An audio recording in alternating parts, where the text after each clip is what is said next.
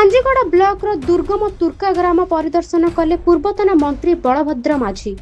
कलाहांडी जिला लांजीगड़ ब्लॉक आज गुरुवार पूर्वतन मंत्री तथा कांग्रेस नेता बलभद्र माझी लांजीगड़ ब्लॉक रो दुर्गम अंचल रे थिबा तुर्का ग्राम परिदर्शन करथिले। पूर्वतन मंत्री श्री माझी तुर्का ग्राम रे पहुंचिबा परे तांको ग्रामवासी स्वागत जणाइथिले। श्री माझी ग्रामवासी सेमानक सामाजिक अर्थनैतिक सांस्कृतिक विकास को नहीं आलोचना करथिले। ए दुर्गम तथा आदिवासी बहु अंचल रे शिक्षा और स्वास्थ्य अवस्था चिंताजनक थिबारु ग्रामवासी शिक्षार विकास नहीं आलोचना करथिले। ए अवसर रे निकट रे चर्म रोग रे पीड़ित किछि बालिकांक सह आलोचना करथिले।